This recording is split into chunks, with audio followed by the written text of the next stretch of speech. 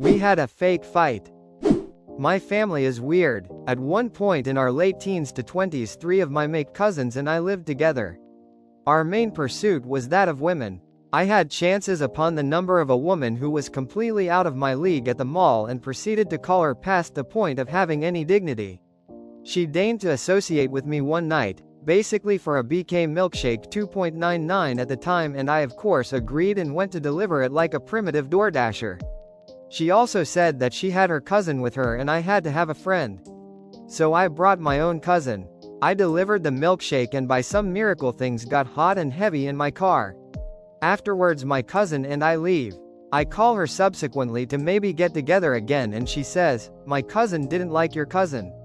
He apparently did something to ick the cousin." I then shamelessly beg. I don't remember the specifics but it was sad. Eventually I tell my older cousins and they have a brilliant idea. We, the 2 of them, should date them. We gave the numbers over and through some contrived origin they met up. Because I was the only one with transportation, my other cousin and I had to drop them off. Now this is supposed to be a meet and greet. But we end up waiting an hour or so. All the while calling them.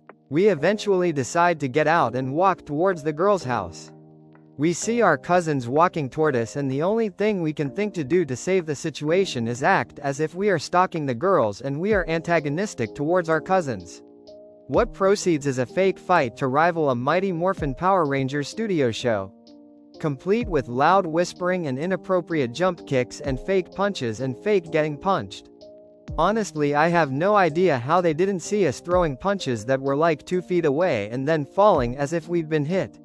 It was like the worst WWF tag team match ever. After a while we just ran off and we all met up in front of their apartments after the requisite apologies had been tendered from the girls for their stalkers and they had slinked away. We couldn't stop laughing in the car on the way back and it remains one of our most fond memories of our time living together. We all have kids and SOS now, but that story is always a crowd pleaser.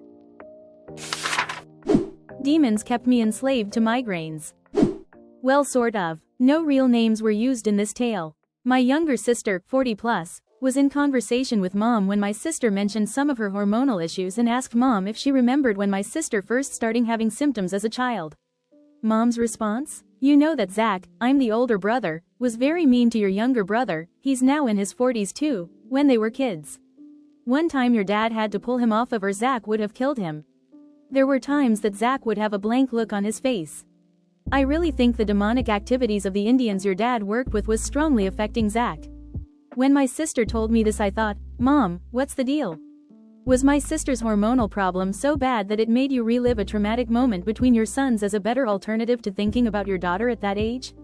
In reality, I did have extreme difficulty regulating my emotions as a kid, and I did tend to lash out at my siblings, though the situation where I had to be pulled off of someone happened when I attacked a bully at camp after a week of him cornering me with his buddy to use me a private punching bag. That wasn't my brother I was pulled off of. When I hurt my brother I just lashed out with a rock and bashed him on the head, and then realizing what I had done I fell into horror. He was fine, and I assumed we moved on after I apologized. We were both under the age of 12 at the time. It's one of my worst memories from childhood. It is true that my Baptist pastor dad did blame my extreme emotions on demonic influence over me. At first he insisted that I was demon-possessed at the hand of some neighbors who were into heavy metal music. After I had a desperate conversion experience to fight the demons, Dad decided that it must be the extra strong demons of the natives there in Western NY because they were controlling me even after I prayed the prayer of conversion around age 10. For close to 40 years I carried intense guilt for ruining my family's life when I was a kid because of this failure on my part to fight off the demons and what I did when struggling to regulate my emotions. There are several stories where I just acted out in seeming outrageous temper tantrums. I recently revisited the memories from that time after a particularly difficult time as a middle-aged man with extreme irritability that seemed very like what I felt as a kid. I remembered that it always seemed that every time I had one of those horrifying outbursts as a kid it would be followed by a massive headache. At the time we blamed the demonic influence that overtook my body and inflamed my brain, but it suddenly dawned on me I have a migraine disorder that was diagnosed after I left home and married. Every time I have a migraine I experience extreme irritability prior to the headache, and as a kid I wouldn't have known manage my emotions in a more constructive way. As an adult, I've learned, with my wife's help, to identify the prodromal symptoms of irritability and spacing out as signs of oncoming migraine, and I take my medicine to abort the migraines. I also get an intense feeling of impending doom a day or two before my worst migraine headaches, hence my acceptance as a child of the explanation of demonic influence that my dad offered. It made intuitive sense. For almost 40 years I carried the crushing guilt of my childhood inability to regulate my demonic emotions when it was my brain malfunctioning, and I could have been helped by simple cognitive therapy. Every episode was made worse with the stress of trying to find a way to fight off the demons, and failing every time.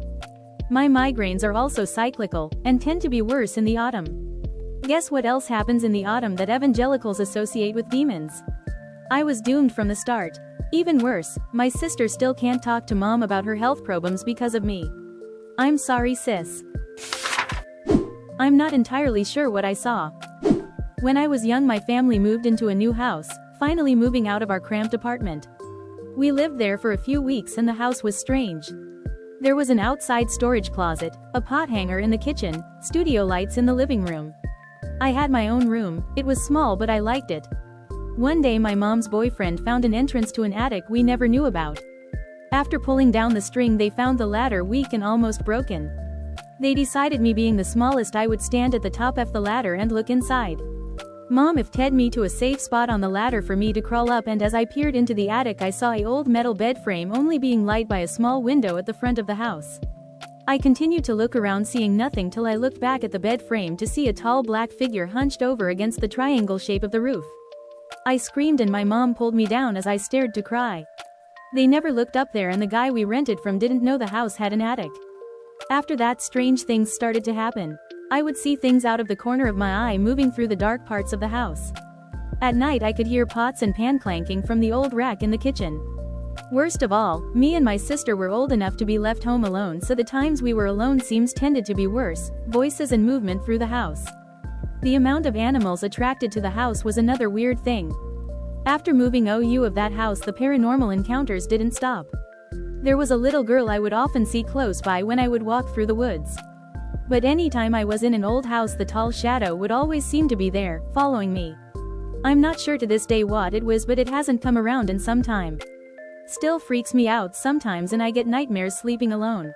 I live with my boyfriend now, with his parents, in our house if full of crosses and a Bible in each room. That could be why I haven't seen it. But when I'm out in subdued places, I still it in the corner of my eye or standing far away. I don't fear it anymore, but I don't want it around anymore.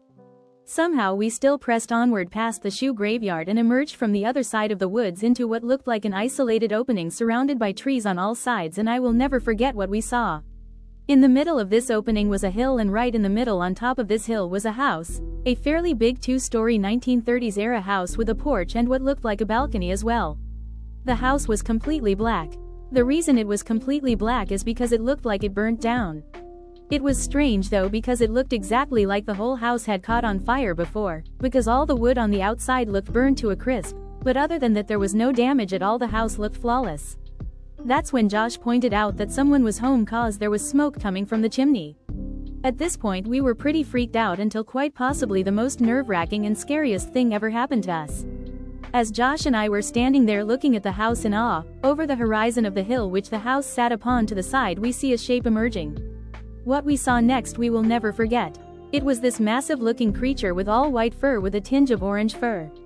It looked like a fox, but far too huge to be a fox. I mean, this thing was bigger looking than the largest Great Dane ever. Josh and I just kind of froze, hoping that it wasn't seeing us. That is until we heard a loud screeching, screaming sound, and then the beast started to bolt towards us. We bolted back into the woods so fast it felt like we were breaking a running record. We ran so fast through the woods.